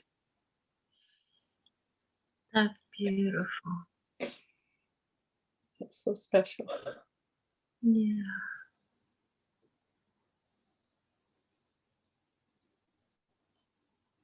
That's really sweet. Thanks for sharing that.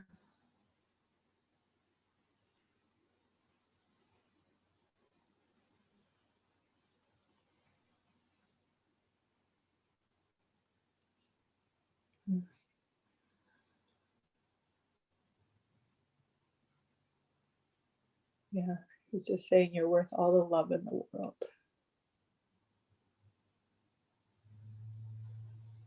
Yeah. And I feel loved. I feel seen, and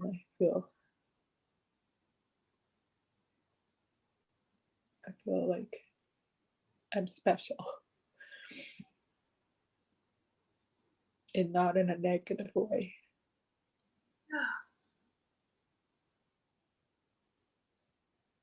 I love that.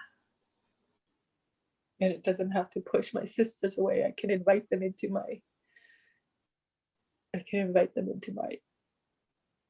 what makes me special.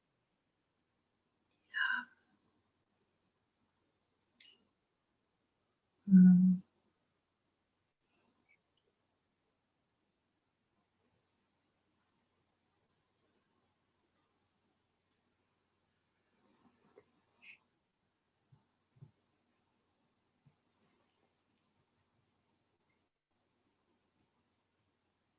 You're so precious, Mary.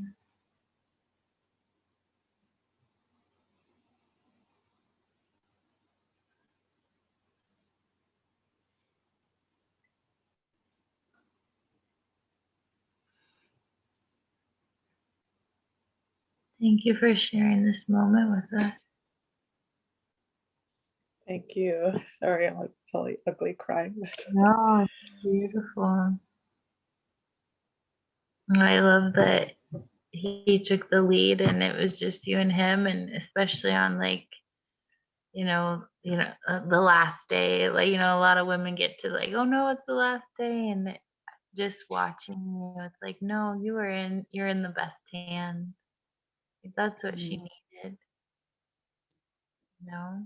Is that what it feels like for you? Like, I'm so confident you walking forward with this stuff. These are the moments where healing comes and Yeah, transformation. This is what the program is giving you. Does it feel like that for you? like I feel like I'm like definitely onto a good start, and I just want to keep showing up for myself. Want to keep showing up for my heart, connecting to my heart. And so like that's been good. I've been able to like connect to different versions of myself, how Spencer says his 12-year-old version and his other version. So I've been able to do those things. And the most important part for me is like, I actually really like what you said with Laura, like not allowing the voice of shame to, because then I just isolate and I push things away and I push people away and I eat. So like just instead changing the voice and showing compassion to myself. And out of that, like the more I show compassion. Like even this, I just felt like there was a lot of compassion there right now. Yeah. And connecting with compassion is such a game changer. It really is. Yeah. And it's just keep showing up with compassion and keep showing up that, you know, like compassion is, we're worth that compassion from others, but mostly from ourselves too, you know. Yeah. I love that. So You're so precious. just Thanks for showing up. sharing that. Thanks for sharing that moment with us too. Yeah, thank you. I know some of the ladies were putting chats in the chat box. Make sure you go back and listen. Or read. Sorry. Okay, sounds good. Yeah, I realized I like totally derailed my sister's stuff, but I'm like, well, I think I just Yeah. need to show her compassion too. Yeah. Yeah, that makes sense. Well, thanks for sharing, Henry. Yeah. So thank you. You're welcome. It looks like honey, I don't remember if it's Kaylin or Callan, but I have to go potty real quick. So go ahead and get your question ready. And I'll be right back.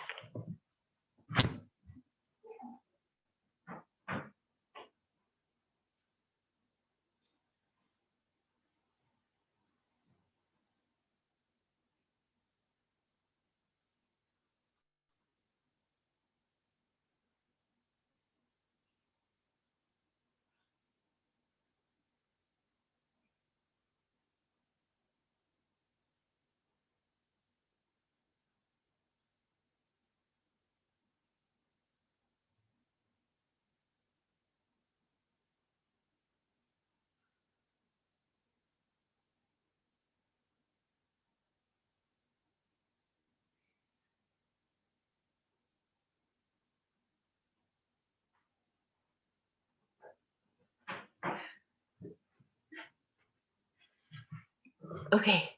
Sorry. I feel like Sammy every time she would go pee.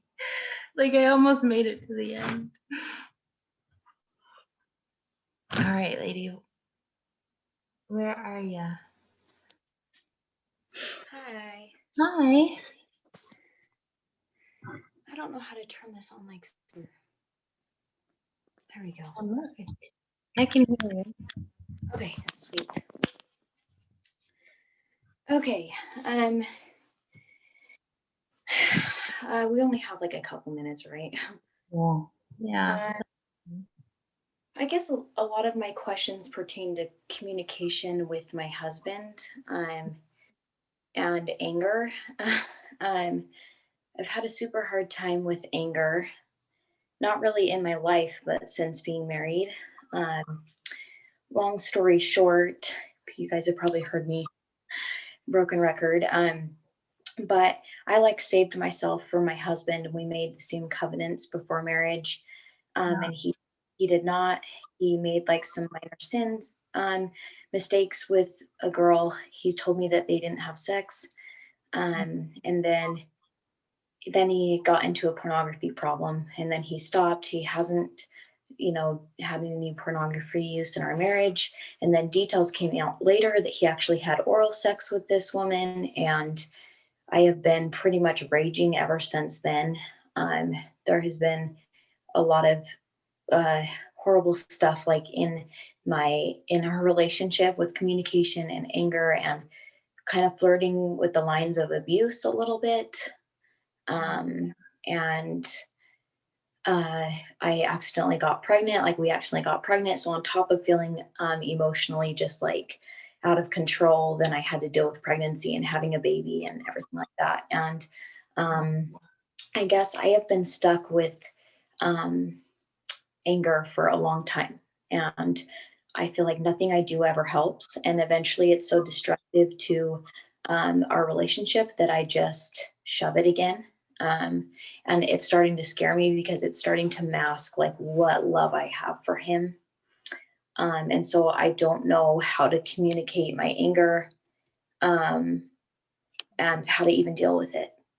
I've been trying for so long. So communication is a big one. And then just codependency, feeling like I'm triggered by immodesty around. And I feel like I don't know how to survive with the immodesty around, and feeling like I want to control everyone else or just stay in my house because I don't want to be triggered. But it's starting to get to the point where I'm like, I feel like it's just dangerous. And so I don't know how to deal with any of that. So there's a lot. There you go. Yeah. Does it feel, I heard you talk about the anger, I think the most. Does that feel like a good place to kind of untangle and tweeze that today?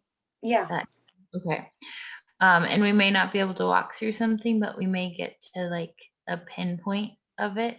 Yeah. In that, because I've said it earlier, and I think it's really valid. I think sometimes we want to push away, like, no, I'm not supposed to be angry. No, I'm not supposed to be angry. No, I'm not supposed to be angry. Mhm. And but there is like a real little girl in us that's like, I am so angry. I'm Yeah. so angry. And she needs that, like, that's just an emotion that doesn't have to be bad. Like, it's really valid that Mhm. she's angry Mhm. about something. Like, I think that sometimes the place that people want to jump over is like, okay, great, you're angry, let's take care of you. And it's like, honestly, like, I've seen women just, if a few minutes of expressing that anger, like that raw, like wherever that's coming from, whatever age, whatever situation, like that's the place I would love to see you start, I guess. Okay. Especially because you're talking about like this anger, like you can feel it. It's coming from somewhere. Yeah. Um it's okay if we can't connect to that place too, but it really, I think it, just like Mary Ann, like it has nothing to do with her sister, it has nothing to do with your husband either. Like that is where it's coming out, and it looks like you are making me so angry.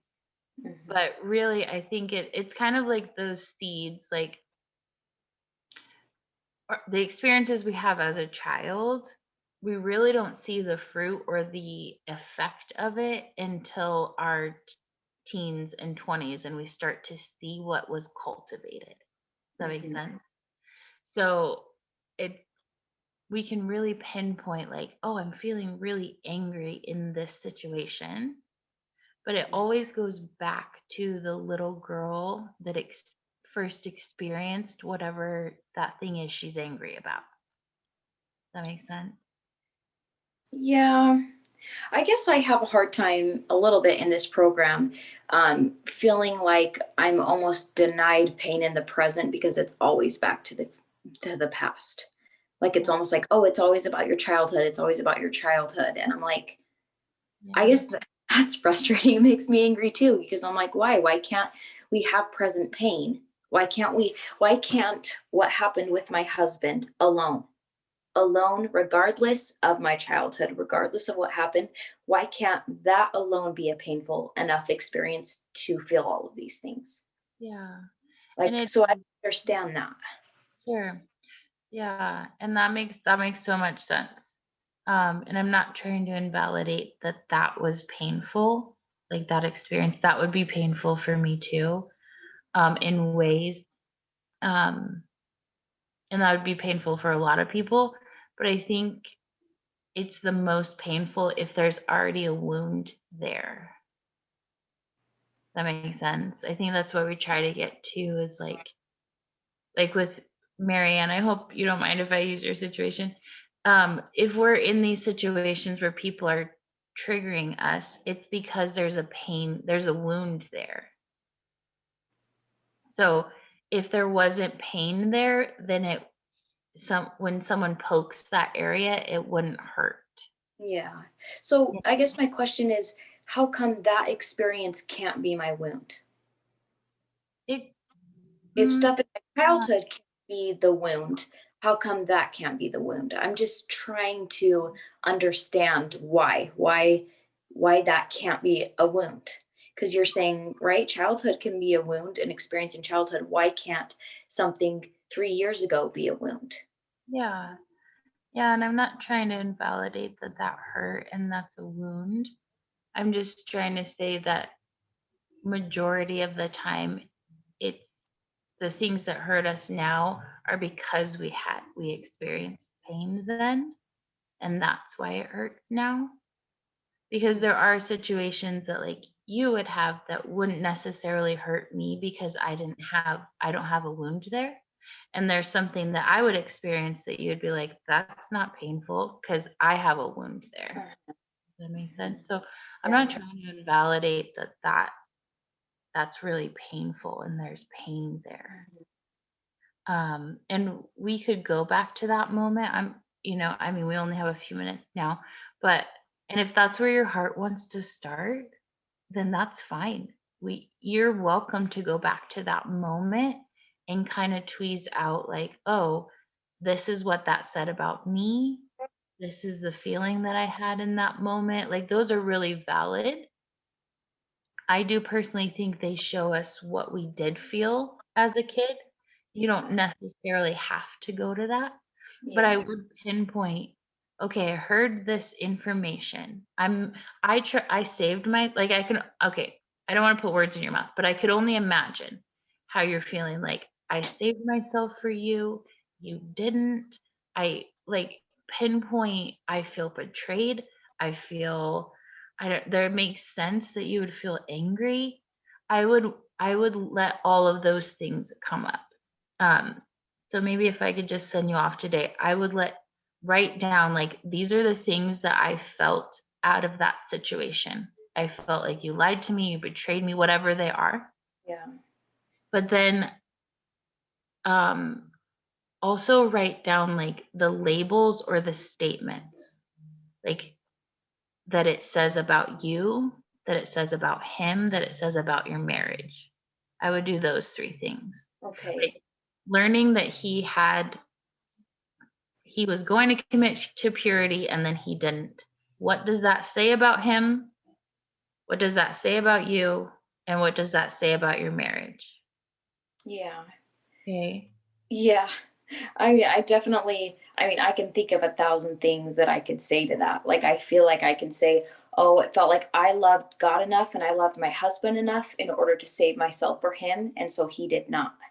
So it Yeah. says that I'm not loved, right? So I have a deep need to be loved, because I'm feeling like that shows that I wasn't loved. And I feel like a lot of people say, yeah, like it doesn't affect your worth. Like I'm still worthy, blah, blah, blah, regardless of his actions. At the same time, I feel like it still affects our relationship. It affects the way he perceives marriage, the way he perceives chastity, the way he perceives sex, the way. So in a sex, it in a sense, it does affect like those things. So I am feeling like frustrated with the way he perceives me, the way he loves me, the way he treated me even before, because he's like, this was way before I met you. And I said, but I saved myself for you way before I met you because I loved you even before I met you. And so I don't feel loved like he did that. And so I'm struggling with all those emotions of how do I recover from those things. And honestly, I can't go back and change the past. And so how do I how do I how do I get those needs when I kind of can't get them from him? Does that make sense? No, exactly. And you're hitting all the points. It sounds like a lot of self-awareness. Like that made me feel unloved. Yeah. That sounds like where some of the pain is coming from. And I'm not saying like you have to go back to childhood, but even just sitting with, I felt so unloved in that moment. And yeah, and I agree with you that those affirmations don't always work. Like we can't just put Yeah. no, you are loved over an unloved wound. That doesn't work. Yeah. Or You have- someone treating you, because I may feel loved, but it's hard when someone treats you without love. So how to deal with that unfairness and how to deal with someone treating you like you are unlovable or treating yeah, that without the importance that you would put on it. So sure. yeah. I think it would really help if you write out all those statements and labels. Um,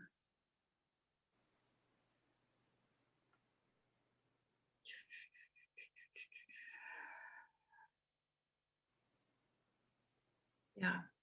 I think before moving ahead, I think write out these were the emotions I felt. And I had a mentor say, write out 50. Write out 50 of those and start with like, I am so angry. Like that was so this, that was so that. I'm so mad. I feel betrayed. And like write down all the things that are coming up with that. But I think what would be helpful for you is, because it sounds a little bit like a label, putting that label on his actions is what's causing you a lot of pain.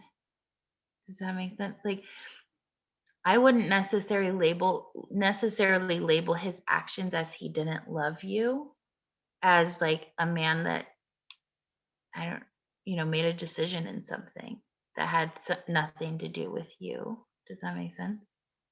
It Yeah, sounds but like I a lot of your guess, pain is coming from like he's not loving me, like labeling that as he doesn't love you. Does that make sense? And if yeah, we kind of take those labels off and allow the anger and the pain to come up, the pain of you feeling unloved before we even go to the truth. Yes, the truth is that you're loved and worthy and all those things, and that's great. But there's a space of real, real pain that I feel so unloved. mhm. Like that's the place that needs to have a voice first before you go anywhere else. Yeah, okay. And I can definitely, I will dive deeper into that. I will write out more. I just feel like I have been diving into that for a year and a half. Yeah. Feel like I have dived into it. I feel like I have said it so much. I have journaled so much. I have prayed so much. Like I feel like I have dove into that for so long and the pain is just still there. It just sits there. It doesn't lift. Like you were talking about how anger will dissipate when you work through it more or whatever you said on coaching someone else. And I'm like, well, okay, then else do I need to do? Because I feel like I am doing that and it doesn't seem to lift. And I do have some beliefs. That is like a core belief system. I do feel like our choices are connected or whatever to what value we put on things and how his relationship with God at that time and all those things and that your choices reflect the way anyway. So it's hard because I can take off the labels, but I still have, I feel, true beliefs with those things. So I feel like it would almost be like like denying like what I truly believe in order to take the label off or something, you know? Yeah. So I don't know what to do after feeling like I've tried to dive into this for so long and the anger just continues. Um, I know what you're saying. Um, it I hate to really poke at a wound. It almost sounds like you're an energy of like running away from it, running away from that pain. It almost sounds like the anger is actually at you in a way. And it sounds like this like, I'm trying to do this, I'm trying to do that, I'm trying to do this, like, how do I get out of this? Which is so many people like want to go to that because it's painful. It almost sounds like a no, I'm doing this and I'm doing that and I'm doing this, all to not like to rush past it in a way and not feel that anger and feel that pain. Does that make sense? um, I do. I guess that just doesn't resonate with me because I have tried diving into it. I'm letting myself feel. I'm reading books about feeling it and so it can be healed. And I'm trying to feel it. Obviously, I'm like expressing it and talking to my sister about it. And like I feel like I'm trying to hit it head on and say, how did it make me feel? How did it affect me? And grieve it. Like I feel like I'm grieving the loss of my expectations of what my marriage would be like or the dreams that I had for my marriage. And so I don't know. And I may be wrong and you may you may see that like different, but I do feel like I feel like I'm trying to feel it. I'm trying to, and I'm trying to work through it. But I guess I'm saying, how do you not let anger destroy your marriage in the meantime when you are for a year and a half feeling all of this? Yeah. Well, that makes sense. And I don't think it's a right or wrong thing. I think emotions, just like I was saying earlier, like anger is a really valid place Yeah. to be. And feeling pain is a really valid, doesn't mean it's the ultimate truth, but it's like validating. Like, yeah, like I have so much anger. And I can hear it in your voice right now, is like this anger towards him, this anger towards all of the things, this anger towards how you're feeling. Like, I see the anger and it makes sense. And I'm not telling you shouldn't be angry. Yeah. Yeah. Just eventually, how do you work through that? Because we talk about working through triggers, working through emotions, working through anger. Yeah. How do we work through the emotion? Like, how do we heal that part, you know? Yeah. Well, I know. I hear you and I hear your frustration. And we're a few minutes over. I'll leave you with one last thought, because it's really vulnerable to let yourself press into the feeling. And I know it's like going to be like the same wording that you were using, but letting yourself sit and the huge emotion of anger coming up. It's almost like there's this pressure pot and you want to like put the lid on and be like, okay, some of the steam is coming out and you're like, yeah, I'm angry, I'm angry, I'm angry. I don't know if you've gotten to the place where you have let the lid of anger off, and it's going to be explosive. And I don't mean at him. I don't mean at your parents.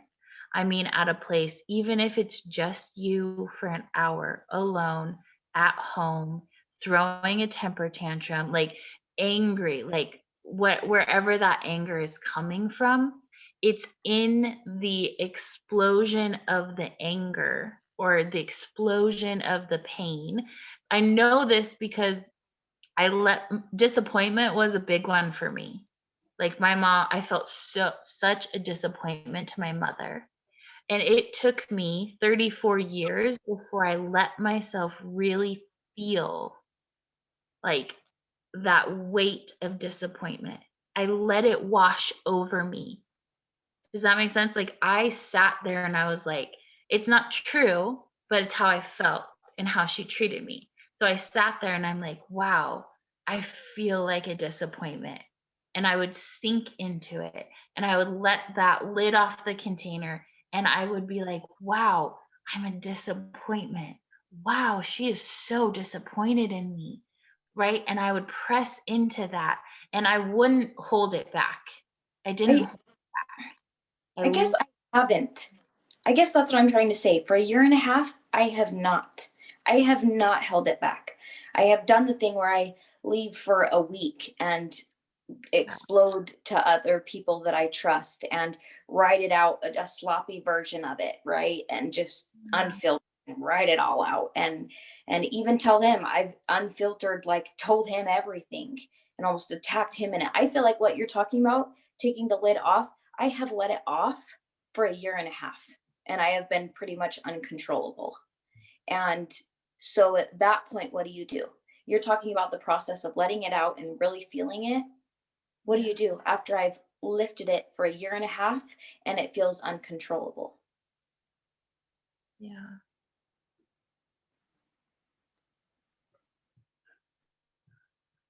Yeah. Yeah, I hear your frustration. I hear your anger. And I don't know if I don't think there's a clear answer that I could give you in these moments. Yeah, I think it's okay. Like no matter how many times your heart wants to say I'm angry about this and you attune to her and give her compassion, that's so valid. I mean, like, does that make sense? Like it's not like a one and done. So I think it's valid that your heart's still angry. and you attune to her. I hear you. You're angry and you're hurt. I'm so sorry. I'm so sorry. That was painful. And bring in that compassion. It's the love and compassion for yourself that's going to dissipate that anger. Like, I hear you. I hear you're angry. That makes a lot of sense. I'd be angry too. That's shitty. Excuse my language. You know, that's not what you thought it was going to be. That does make you feel unloved. He didn't love you how you should have been. Like, there's all these truths. And that I have compassion for that. I could only imagine what you expected, and the disappointment and the betrayal and the anger and the frustration, and like that you were supposed to love me and you didn't. I think no matter how many times your heart has to tell you, is fine. It's fine in my opinion. It's like, yeah, I hear you. I hear that you're still angry about that. I'm so sorry. That makes sense that you're in pain, that hurt, that wasn't right. I hear you, right? All of those things. That's what she needs from you. I think it will dissipate. The more she has a voice with you, the more you attune to her, the more you get her love and compassion there will be a tipping point where she's not as angry.